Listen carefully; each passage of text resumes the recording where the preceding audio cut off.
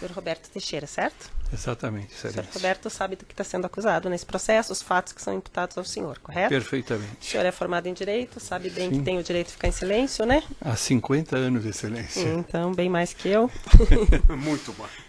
Não tá. As colegas de turma, Nós somos colegas de somos turma. colegas de turma. Mas sabe também que esse é a chance aqui de explicar esses fatos, né? Então, pergunto se o senhor quer falar, se o senhor quer ficar em silêncio. Não, vamos falar, vamos responder, Vamos falar. é evidente. A primeira qualquer questão questionamento. que é narrada na denúncia é meio que notório, mas para o senhor explicar o relacionamento pessoal que o senhor tinha com o senhor ex-presidente e esposa. É, bem notório, eu sou amigo dele de longa data, uma relação de família, inclusive, porque me tornei padrinho de um dos filhos dele, e ao longo desses anos todos mantivemos uma amizade. Uhum. O senhor tinha a mesma relação de proximidade com a família do senhor Fernando Bittar? Sim, também tinha com a família do Fernando Bittar. Por anos. Não tanto evidente, óbvio, né? Mas o Fernando eu já o conhecia da cidade de Campinas, ele era relacionado com um sobrinho meu, e ele era muito íntimo dos filhos do próprio Lula, então desse relacionamento conjunto Tá. que eu o conhecia. O primeiro fato que é narrado aqui é a participação do senhor na lavratura das escrituras de aquisição do sítio, que uma parte, uma matrícula teria sido adquirida em nome do senhor Fernando Bittar e a outra do senhor Jonas Suassuna. Perfeito. Como que se chegou ao senhor? Por que o senhor participou da lavratura dessas escrituras? Porque, inegavelmente, eu sou advogado, milito há 50 anos e tenho uma expertise em direito imobiliário. Eu fui procurado pelos clientes, procuraram no escritório, dizendo que eles haviam entabulado uma negociação com um vendedor de um imóvel, que era exatamente esse sítio, e me solicitaram que eu os assistisse juridicamente, e foi o que eu fiz ao longo daquele período, até que se consumasse a escritura de venda e compra. Tá. O senhor já era advogado deles? Eu era advogado de uma empresa chamada Game Corp, da qual eles faziam parte, os filhos do Lula, e ele também faziam parte. Tá. Aí quem te procurou foi o Fernando, foi o Jonas, foi o pai dele? Não, foi o Fernando, juntamente com o irmão dele, o Calil. Me parece que foram eles. Lá se vão 7 anos, excelência. Até onde Então, o senhor detalhes, eu me lembro mais do cerne das questões, mas os detalhes de quem entrou primeiro na sala, quem deixou de entrar primeiro na sala, essas coisas todas se perdem com o tempo. Né? Tá. O senhor se recorda se foi feito um contrato, se foi informal, dos seus serviços jurídicos? O meu serviço jurídico, eu na época examinei a documentação, elaborei um contrato de compromisso de venda e compra, foi dado um sinal, foi dado um prazo para que se organizasse toda a documentação. Na verdade, a verificação da documentação estaria em condições de não trazer nenhum ônus e que permitisse a lavratura da escritura. Então foi feito isso e depois de algum tempo, trabalhado esse período todo, tirada todas as certidões, tanto as do imóvel quanto as das pessoais dos vendedores, e até inclusive com uma cautela, ele era proprietário de uma empresa de relojoaria e poderia haver a desconsideração de pessoa jurídica. Até a análise da empresa dele nós tivemos que fazer para verificar se efetivamente não haveria nenhuma consequência de perseguição de execução contra a propriedade. Tá, então o senhor fez toda essa busca, mas não foi acertado, né? O senhor fez pela amizade, porque eles já eram clientes da empresa. Exatamente. Não cobrou nada além? Não foi cobrado nada além. Tá. O senhor fez pessoalmente essas buscas ou um funcionário? Não, eu tenho funcionários que fazem, mas na maioria das vezes sou eu mesmo quem faço, eu mesmo quem analiso isso pessoalmente. Tá. Porque é uma questão bastante... requisita experiência bastante, então eu quem fazia, na verdade, a maioria, eu requisitava as certidões e eu as examinava. Os custos de escritura, de registro, de todos imposto... pagos por eles. Por eles, o senhor diz Fernando e Jonas? Pelo Fernando. Tá. Fernando e o Jonas. Porque o senhor sabe quem que chegou à decisão de que se pagam? Porque, segundo foi dito, a propriedade estava sendo vendida como um todo, 1,5 milhão, 1,6 milhões. Quem que decidiu qual ia comprar qual o valor que ia ser dado para cada um dos registros, se isso foi o vendedor, se foram eles? O imóvel, na verdade, é uma questão que passa desapercebida na maioria das pessoas, mas um imóvel ele é encravado com o outro. Então, quando você trata duas escrituras, na verdade, você está falando de uma propriedade única, porque uma serve à outra. Então, não daria para você imaginar fazer a compra de um imóvel sem a outra. No mínimo uma certidão depois de passagem. Como? No mínimo teria que ter muito maior problema. Mas quem havia comprado e eu era o vendedor, ele já havia unificado essas duas propriedades. O que ocorreu é que o Fernando, da época, quando ele se dispôs a comprar juntamente com a família, com o Jacó, com a família dele, ele havia tentado vender um sítio que ele tinha em Manduri, colocou à venda.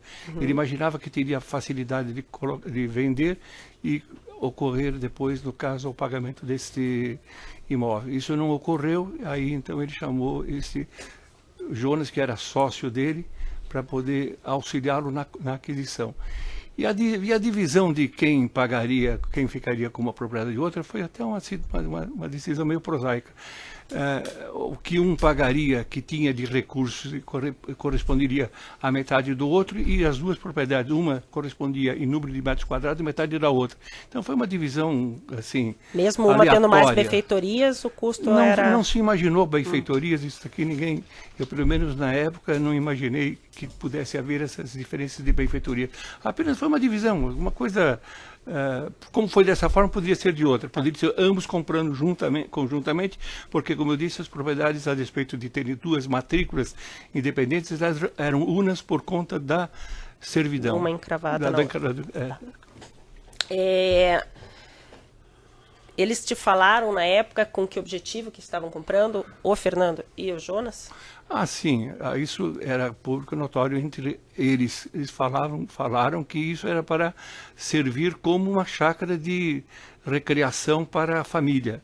No caso, principalmente o Jacob Ittar. O Jacob Ittar tinha uma série de problemas na época já de doença, e eles estavam imaginando fazer com que o pai pudesse ter um local de lazer, principalmente juntamente com a família e os seus. É mais ou menos isso que se tinha como informação. Tá. Maiores detalhes... Mas o Jonas entrou como investidor? O Jonas me pareceu que ele entrou na época, porque eu, como advogado, eu recolho a documentação, recolho as informações, procedo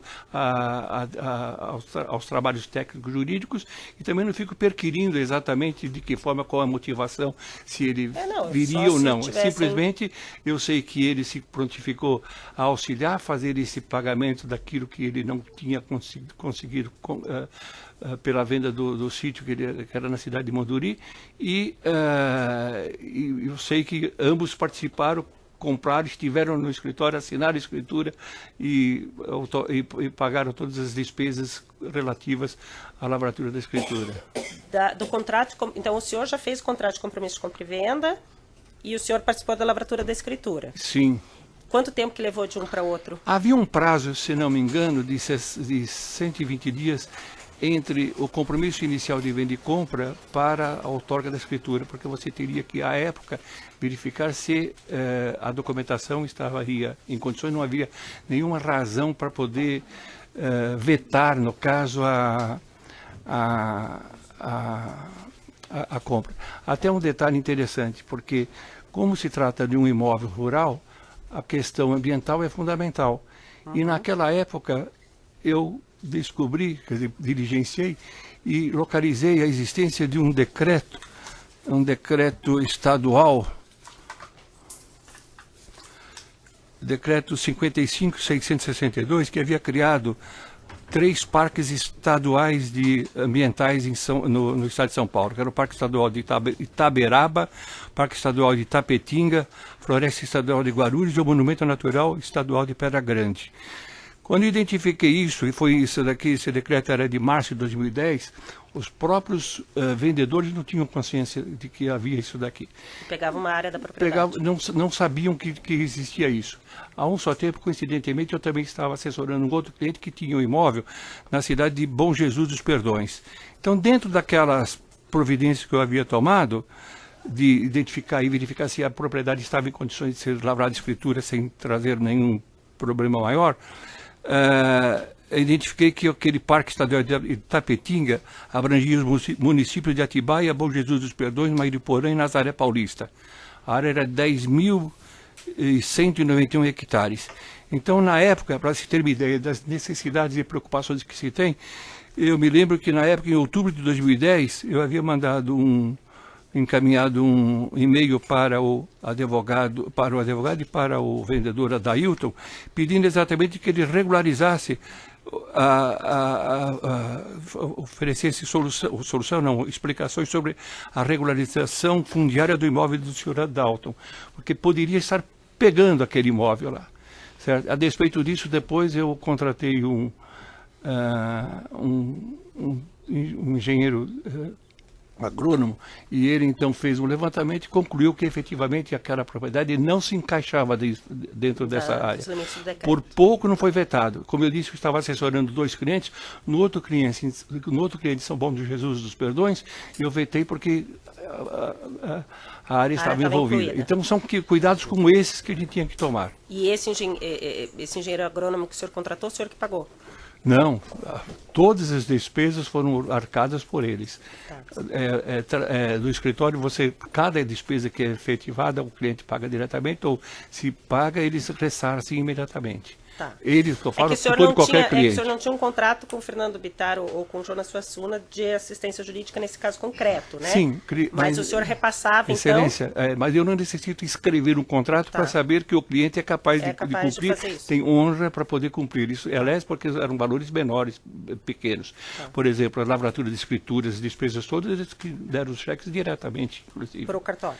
Para o cartório, para as pessoas que... Pagamento dos impostos. E o tabelionato era o que o senhor prestava, que prestava serviço para o senhor com mais habitualidade? Com mais habitualidade, porque era um escrevente que realmente era inteligente, capaz, entendia dessa matéria e facilitava. O senhor que escolheu porque já conhecia o trabalho? Porque ele já trabalhava para mim em outros assuntos. Tá. O senhor participou da lavratura, então, fez o contrato de compromisso de compra e venda, fez as escrituras. Quando Fernando Bittar se tornou proprietário do sítio, o senhor ficou sabendo que ele emprestou ou conversou com a dona Marisa, talvez com o senhor presidente, não sei, alguma questão de lá armazenar as coisas do senhor presidente? Sim, havia sido dito na época, eu me lembro que haviam conversado no sentido de que eles ofereceriam para o presidente para armazenar alguma das coisas que ele tinha dentro do... que teria direito a retirar do tempo que ele havia exercido a presidência da República, alguma coisa nesse sentido. Ia ser armazenado no sítio? Alguma coisa seria armazenado no sítio. O senhor chegou a visitar o sítio daí? Nesse sentido, não. Olhando essas coisas, não. Mas no sítio eu cheguei a visitar quando eu fui tomar essas providências todas de ordem ambiental. Tá, então antes do Fernando Bittar ser proprietário, o senhor foi visitar? Fui visitar para examinar essas questões todas. Logo em seguida, no final de 2010, o senhor chegou nunca aí? mais... Não, nunca mais. Eu praticamente não tive mais nenhuma participação a partir do momento que lavrou essa escritura. O que de quando em quando eu visitei algumas vezes, passei lá pelo sítio para poder encontrar o próprio presidente, quando ele estava lá, ligava, falava assim: Roberto, você está indo para o teu sítio? Eu estou aqui no Fernando Bittar, você não quer passar aqui para tomar uma cerveja? Ele passava, tomava cerveja, batia pouco. Isso a partir de que ano, o senhor sabe? Com certeza depois de 2011, com certeza. Depois que o presidente saiu da presidência. Com certeza absoluta, antes nunca. A reforma que foi feita no final de 2010, começo de 2011, o senhor teve alguma participação? Nenhuma. Não sabe? Absolutamente nenhuma. O senhor ficou sabendo antes de sair na imprensa que uma parte da reforma tinha sido feita pelo senhor Bunlai, depois a Odebrecht assumiu? As informações que eu tenho são aquelas que eu li na imprensa, porque eu pessoalmente não tive nenhuma mais participação alguma lá. Tá. O senhor Emir Costa e o senhor Alexandrino, que são réus também nessa ação penal, falaram, o senhor Alexandrino disse que o senhor teria ligado para ele, pedindo uma reunião, para regularizar essa obra de reforma que foi feita no final de 2010 no sítio. Nessa primeira conversa, o senhor teria tido com o senhor Alexandrino. No segundo momento, ele teria levado o senhor Emir Costa, que era um engenheiro responsável pela reforma, no seu escritório, e que o senhor deu as orientações para o senhor Emir Costa do que precisava para regularizar. O senhor confirma que falou com o senhor Alexandrino, confirma que falou com o senhor Emir? Bom, antes de mais nada, deixa eu contextuar uma situação, pontuar uma situação. O Alexandrino, ele representa uma empresa, um grupo, e eu, enquanto advogado, sempre estive na parte adversa, sempre trabalhei contra. Contra, que eu digo, é na parte contrária. Nós tivemos pelo menos 3 embates jurídicos importantíssimos. Um deles em relação ao polo petroquímico do Rio Grande do Sul, um outro fortíssimo que foi aqui em São Paulo, em relação a Quator, a Braskem e a Petrobras. Para você ter uma ideia, Excelência, tem algumas notícias, depois, se for o caso, eu posso apresentar. A Quator e a Braskem, eles não podiam nem negociar fusão por conta da decisão que nós havíamos obtido. Então, quando eu falo que eu estive trabalhando no lado contrário, não foi contrário aos interesses da Odebrecht, não significava uma contrariedade simples, uma questão menor. Eram questões importantíssimas, de bastante repercussão dentro dos objetivos do próprio grupo empresarial Braskem. Por isso que eu digo que eu não me lembro exatamente, a senhora perguntou assim, você telefonou? Não me lembro, não tenho ideia disso daí, como teria acontecido, porque eu entendo que eu não teria como ligar para ele se ele era representante de um grupo da parte contrária. Então, até eticamente, pelos critérios da Ordem dos Advogados, não poderia fazer, eu teria que fazer através de um advogado. Então, não acredito, não lembro, mas também não acredito que possa eu ter feito esse contato. Então, o senhor nega ter falado com o Alexandrino sobre essa reforma e nega ter falado... Não, eu estou dizendo a iniciativa. Tá. A iniciativa. Em relação ao assunto, me lembro sim do Alexandrino ter estado no escritório, eu acredito que ele tenha provocado essa reunião por conta disso que eu estou historiando um pouco antes. Na época ele veio conversar, porque ele estava preocupado, a explicação que deu foi esta. A explicação era que ele estava preocupado porque uma empresa parceira, amiga dela, havia feito umas obras e ele tinha preocupação em relação às consequências que poderiam haver com essa parceira. E pelo menos foi o que eu depreendi. E no meio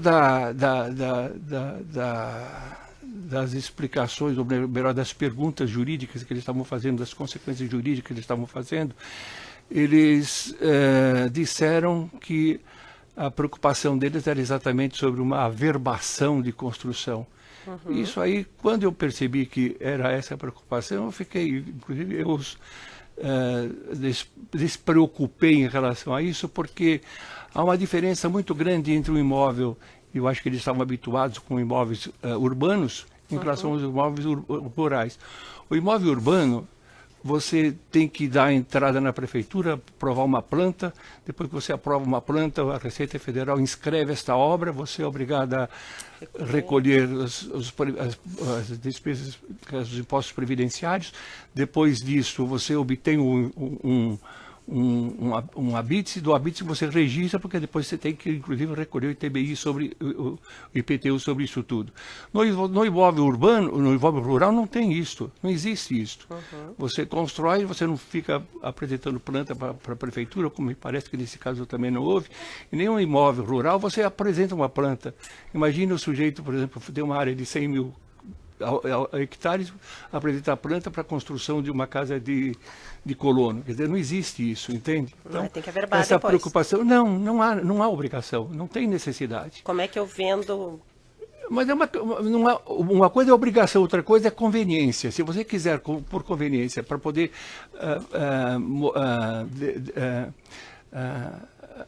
deixar o seu imóvel, digamos, melhor avaliado, você pode até fazer um levantamento dessas questões todas que tem no imóvel rural. E aí você também analisa pasto, analisa tudo, quer dizer, uma coisa muito grande. Nesse caso não havia essa obrigação. A preocupação que eles estavam tendo era exatamente esta. E eu despreocupei em relação a isso. Não existe essa obrigação nesse sentido aqui.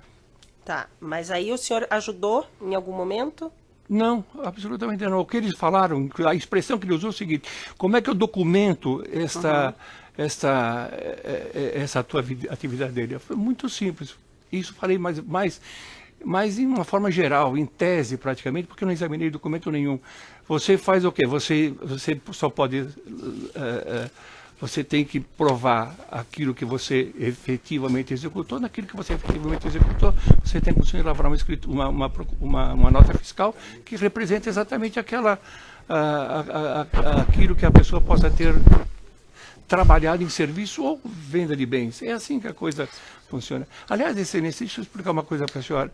Este assunto, em nível de escritório, para mim, naquele momento, era de só menos importância. Quer dizer, era uma coisa tão... Mas quando o senhor Alexandrino foi falar com o senhor sabia que era obra feita a pedido de Dona Marisa, no interesse do seu presidente? Não chegou a dizer absolutamente... Na propriedade que estava no nome o que do ele senhor chegou, Fernando ele já veio trazendo essa preocupação em relação... Eu me lembro que ele usava sempre essa expressão, a empresa parceira. A preocupação dele era com a empresa parceira. Tá, então ele foi conversar com o senhor por qualquer assunto e fez uma consultoria jurídica. Fez uma consulta jurídica porque ele imaginava que na obrigação de averbar, eu como advogado do Fernando, e por eu ter providenciado toda a documentação e no caso ter acesso à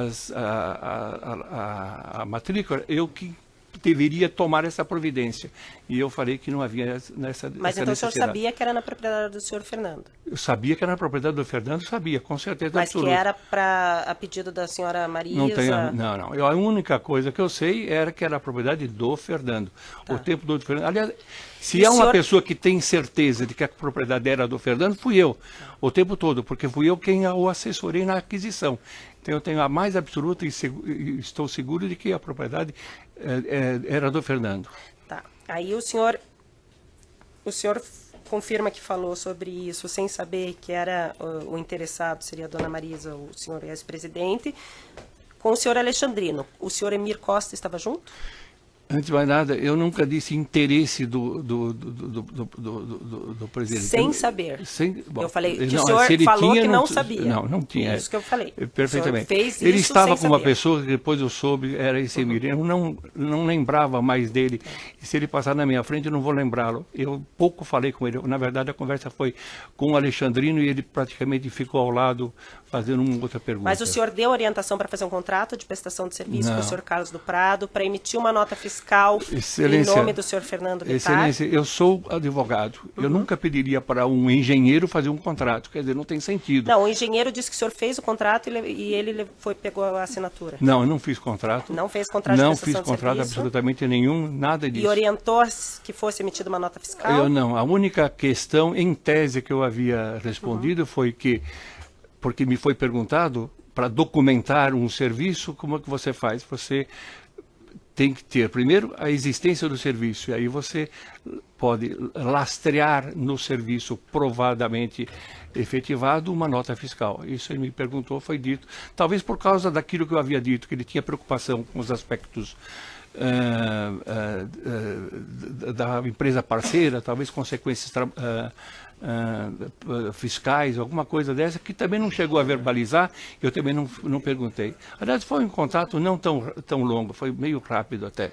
Tá. E o senhor Emir Costa diz que voltou posteriormente ao seu escritório e que deixou com o senhor contrato assinado, nota fiscal de prestação de serviço e as notas que ele tinha de aquisição de mercadorias para essa reforma. O senhor Emir voltou ao seu escritório, entregou ao senhor, alguém do seu escritório, esses documentos? Não tenho lembrança absolutamente nenhuma, até porque se ele disse que devolveu, entregar, eu não costumo sair do meu gabinete para receber documentos lá fora, em absoluto. Nós temos funcionários e assistentes para fazer esse papel.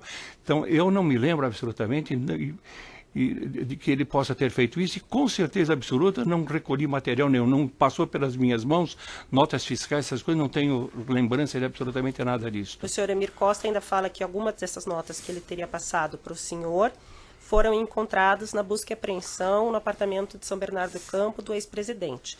O senhor, então, não passou nenhum Com documento certeza, para o senhor ex-presidente? Com certeza não. E ao que me parece, por aquilo que eu tenho lido ao longo desse tempo todo, essas pessoas todas tinham mais acesso ao ex-presidente do que eu mesmo. Essas pessoas que o senhor diz é quem? Alexandrino, Emir? O Alexandrino, pelo menos que ele tem dito que ele tinha mais acesso do que eu. Então eu nunca levei absolutamente documento nenhum desse ao ex-presidente, com certeza absoluta. Com certeza absoluta. Daí porque, inclusive, eu duvido que tenha sido entregue nas minhas mãos, com certeza não foi entregue nas minhas mãos, duvido que tenha sido entregue lá, mas eu não posso fazer uma informação porque, sei lá, Então o senhor não sabe nada sobre essa nota fiscal? Nada. Nota fiscal, com certeza absoluta, não tive com elas nas minhas mãos e com certeza não entreguei ao presidente absolutamente nada. O senhor Carlos do Prado, o senhor sabe quem é ou o senhor soube quem é? Soube, me deu a informação de que essa era a empresa, essa era a empresa... O terceiro, a parceira deles, que eles estavam preocupados com a situação dessa empresa. Era isso. Mas o senhor chegou a saber quem era Carlos do Não, Prado? não, só... A nota fiscal o senhor não viu? Não, também não. Não passou pelas minhas mãos. Nem orientou nada Nem orientei absolutamente nada, especificamente nada a respeito disso. O senhor soube que estava sendo reformado o sítio, seguindo as orientações da dona Marisa? Não, absolutamente nada. Não soube, naquela época o senhor não soube de nada. A única coisa que eu sei é aquilo que o próprio Fernando sempre me disse, que ele estava executando obras no sítio. Isso eu sei que ele estava executando obras no sítio. Foi encontrado também na casa do ex-presidente, na busca e apreensão, uma escritura em que constava que o Lula compraria por R$800 mil a propriedade do Fernando Bittar. Eu anotei aqui 7/12, pode ser que eu tenha errado, não sei se o senhor participou da redação, da criação dessa escritura de venda do Fernando Bittar para o senhor ex-presidente? Na verdade era uma minuta uma minuta de escritura, não assinada. Uma minuta, não se realizou. Em algum momento alguém deve ter solicitado que providenciasse ou estavam em negociações para isso, porque evidentemente que não sou eu quem, eu como advogado, não sou eu quem negocio, eu não sou corretor de imóveis, então eu não negocio de um lado e de outro. Isso aqui, com certeza, em algum momento me foi solicitado, eu encaminhei para o cartório para que ele fizesse a minuta e essa negociação, como não foi assinado, com certeza absoluta, é uma negociação que não foi... Não foi em frente, mas o senhor lembra dos detalhes nesse momento? Não o que me foi lembro. conversado entre o ex-presidente e o senhor Fernando Bittar? Não. O senhor não participou de nenhuma negociação? Não, o senhor só pediu a elaboração da minuta? Só apenas me pediram essa negociação. Lembra de ter feito contrato, compromisso de compra-venda? Não, nada. Só escritura? Nada. Só foi solicitado isso. Como esses documentos todos já constavam no banco de dados do cartório, ficaria fácil ele fazer uma minuta dessa escritura. E o valor que constava lá, o senhor também não sabe por que chegaram a 800 Também mil? não tenho a mínima ideia. E sabe se na época também tinha sido feita a escritura da parte do Jonas? Porque o senhor falou que os dois imóveis não teria dificuldade de ser vendidos separadamente. Sim. Dessa escritura que foi encontrada na casa do ex-presidente, só tem a da parte do Fernando Bittar, não tem da parte do Esse detalhe eu não me lembro, Excelência. Com certeza eu não me lembro desse detalhe. Tá. Veja, como advogado, eu volto a repetir, como advogado, o que ocorre? Você trabalha aquilo que o cliente lhe pede. Você executa aquilo que o cliente pede. Se me foi pedido para fazer dessa forma, foi dessa forma que eu encaminhei. Tá. O senhor não lembra dos detalhes? Não. A razão, a motivação, porque também não cabe a mim, enquanto advogado, ficar perquirindo para o cliente o porquê que ele está se interessando por um imóvel, ou por um pedaço, ou por uma... Não é isso comigo. Tá. E a escritura que foi encontrada no tabelionato de 2016, que teria sido redigida em 2016, daí das duas partes, das dois registros imobiliários, um por 1.049.000 e outro por 662. O senhor se recorda desse novo pedido de escritura? Sim, com certeza, mais à frente o cliente me solicitou que fizesse, no caso o Fernando... O Fernando que te solicitou as duas vezes? Deve ter sido ele que solicitou, porque foi realizado, porque alguém solicitou. Eu não iria imaginar isso na minha cabeça, mandar fazer. Se eu fiz é porque alguém me pediu que fizesse, e os dados, as formas, as negociações, essa questão de parte inteira ou não, isso aí é porque alguém deu essa tipo de orientação e foi feita dessa forma. Tá, pedi só um tempinho. É minuta também, Excelência. É minuta também. Só interromper ali. Perfeito. Que a gente precisa começar um novo vídeo. Então, continuando o interrogatório do senhor Roberto Teixeira, nessa minuta que foi encontrada no tabelionato, o tabelião, escrevente, acho que era o escrevente, afirmou aqui em juízo que, diferente das outras minutas de escritura pública que ele fez a pedido do senhor do seu escritório, o senhor orientou a não enviar por e-mail para o seu escritório, que era para levar pessoalmente essas aqui. E depois o senhor teria comunicado que o negócio não tinha sido feito, que eles podiam descartar. O senhor se recorda de ter feito isso? Não tenho recordação disso. Agora, veja, todos os documentos que eu mando para esse cartório normalmente são documentos públicos. Eu não acredito que eu tenha feito tal recomendação, porque se ele faz nos livros dele, nas minutas, ele faz nos livros dele. Então isso aí é facilmente aferível. Não teria como você, aspas, esconder. Ele também não teria por que eu iria dizer para ele não fazer dessa forma, esconder. Quando se faz uma minuta num cartório, é a maior demonstração que você não está querendo esconder absolutamente nada, porque está publicizado, está lá dentro. Eles têm uma sigla, porque se você vai efetivar a negociação, é só lançar no livro depois. Então, mesmo o esboço de minuta? Mesmo. Porque não estava nem constando o nome dos compradores. Não vejo, mas deve ter algum númerozinho dizendo assim, alguma sigla para poder dizer do que se trata. Tá. Então o senhor nega que tenha dado alguma orientação? Nesse sentido, com certeza absoluta. Absolutamente, não tenho porquê. Tá. E o usual no seu escritório era que o cartório fazia, mandava por e-mail para vocês conferirem antes de lavrar? Todas as vezes que ele fazia as minutas, ele mandava para verificar se estava em ordem, se não tinha, para uma análise, para um check-up final, e depois nós dávamos a ordem no sentido de que era para lavrar. Até porque, veja, você tinha que verificar se as partes realmente iriam efetivar o negócio, marcar data, cada um vir com os seus cheques, no caso administrativos, para poder constar no corpo das escrituras. Então isso é absolutamente normal. E se a gente for explicar uma coisa, eu faço direito imobiliário há muitos anos. Isso para mim é muito curial. Essas questões, esses atos assim, são absolutamente comuns. Não digo agora, ultimamente, que eu tenho tido uma série de problemas físicos e não tenho tido tanta atividade, né? Mas isso para mim era o dia a dia, isso é comum, a coisa mais absolutamente comum, normalíssimo isso dentro do direito imobiliário. Aliás, é uma coisa, por exemplo, ninguém vai para um cartório hoje assinar escritura lá, não existe mais isso. Todos os cartorários que eu conheço, todos, eles vêm ao escritório do advogado, ou no caso de imobiliários, para poder lavar escrituras. Isso é muito comum. Pelo Ministério Público? Sem perguntas, Excelência. Doutores, pelas demais defesas, fora do senhor Roberto Teixeira? Mas a senhora não é dele? Não. Ah, do Bulay, é. Pode só puxar o microfone, então. É uma pergunta bem simples. Boa tarde, tudo bem, doutor Roberto? Tudo bem.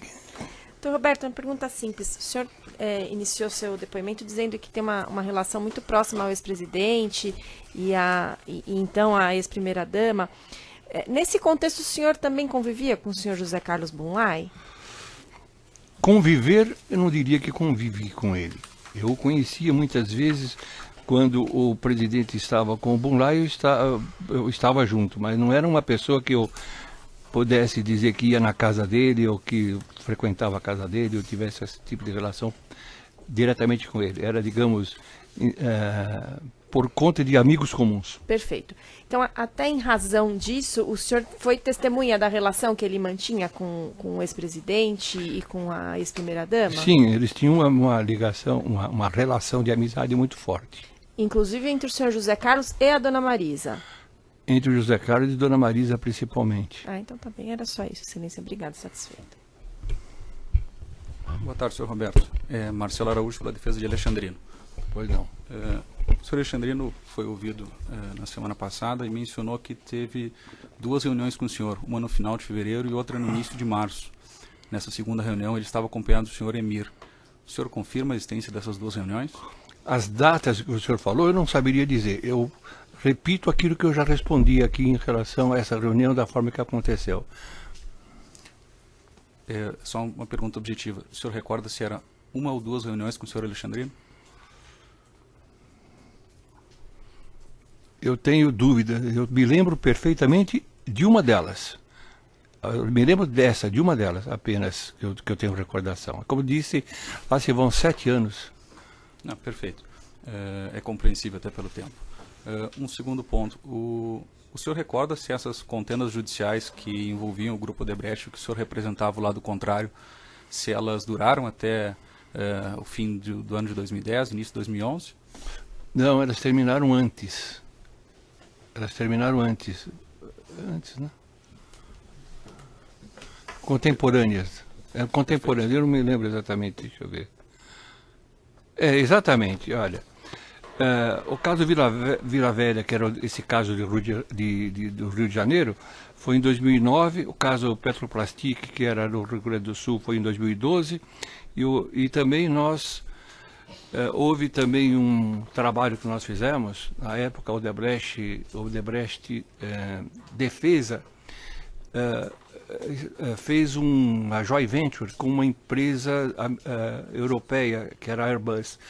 E nós representamos nessas tratativas a Airbus, defendendo o interesse da Airbus nessa formação dessa joint venture. Isso foi em 2011. Sem mais perguntas, obrigado. Doutores? Nenhuma outra... O senhor tem perguntas? Mas eu sempre conheci você como advogado da área imobiliária. Foi dito pelo seu antecessor, quando depôs aqui, que você era especializado em direito aeronáutico. Explica um pouco isso para mim, porque eu não sabia. Eu conheço uma pessoa, chama-se professor Arruda Alvim. Ele diz o seguinte: o direito é fácil, o difícil é você ter o cliente. Então, quando você tem uma área que aparece a oportunidade, você estuda e se iguala aos demais. Eu também trabalhei no direito aeronáutico, nós tivemos bastante experiência nisso. E em algum momento eu fui membro do Conselho de Administração da Transbrasil. Isso me deu uma certa intimidade com o direito aeronáutico. É isto. O seu sítio, aonde se localiza? Você disse que era perto do sítio? Então, meu sítio é passagem, porque ele fica na cidade de Monte Alegre do Sul, a 130 quilômetros de São Paulo. Eu faço o caminho pela Fernão Dias. Então, para eu ir até o sítio do Fernando, é um desvio, 3, 4 quilômetros para lá e volto para o meu caminho. É por isso que era caminho. Aproveita e passa. Você ia tomar cerveja com o presidente. Exatamente. Mas eu tomava cerveja, mas não dirigia porque eu estava com motorista. Muito bem. Nos conte rapidamente a respeito da sua atividade na Ordem dos Advogados. Você foi presidente da Ordem de São Bernardo?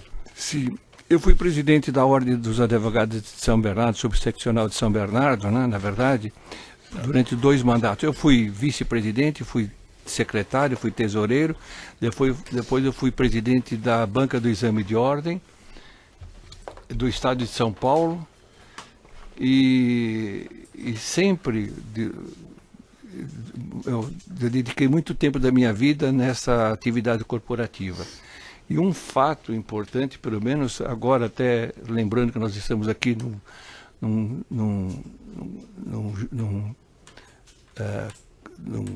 vara criminal, havia lá atrás, algum tempo atrás, quando não havia ainda defensoria pública, a obrigação que era impingida aos advogados para que, nomeado dativos, você tinha a obrigação de atender o juízo, sob pena de você estar cometendo uma falta disciplinar. Então eu me lembro que teve um encontro nacional de assistência judiciária e eu fui autor de uma proposta que depois ficou conhecida como a primeira greve dos advogados. Foi uma proposta no sentido de que a ordem desconsiderasse aquilo como falta grave, e aí então os advogados puderam não mais ser obrigados a atender às nomeações. E isso forçou o governo do Estado a fazer pagamento para os advogados, o convênio com a ordem. Então, um dos causadores o provocador dessa situação fomos nós. Eu estou satisfeito, senhor. Celso, tem alguma coisa? Bem pouca coisa. Roberto, boa tarde. Boa tarde. Roberto, antes toda essa operação da Lava Jato, esse processo, antes disso tudo, o senhor tinha consciência de um possível cartel das grandes empreiteiras do país terem loteado obras na Petrobras? O senhor tinha alguma noção disso? Não tem a mínima noção. A mínima noção. Absolutamente. Até é bom dizer o seguinte: a despeito, as pessoas confundem muitas vezes porque eu sou amigo do presidente e pensam que só tenho ele como cliente no escritório. Eu tenho listado no escritório, ao longo dos meus 50 anos, 1.100 clientes. Então, quantas pessoas me procuram como advogado, não estão procurando só por conta dos interesses que poderiam eventualmente interessar ao presidente. Então, para deixar claro, durante todo o período em que o Lula exerceu a presidência, eu não entrei uma única vez na Petrobras, não dei um telefonema, nem para o jardineiro e nem para a secretária. Não recebi de lá também. Ele tinha 35 ministérios. Eu não entrei em nenhum deles, à exceção de 2, porque fui procurado pelo ministro do Trabalho e ministro da Previdência por conta de uma pendência da Varig, que eu era advogado junto à Varig, de interesse de um grupo junto à Varig. Fora isso, eu não pus os pés em absolutamente nenhum desses ministérios. Então eu fui uma pessoa que, a despeito da amizade, eu estive sempre fora desse círculo de poder. O Palácio do Planalto o senhor frequentava? De quando em quando, algumas vezes, me dignou em ter me convidado, e eu fui lá,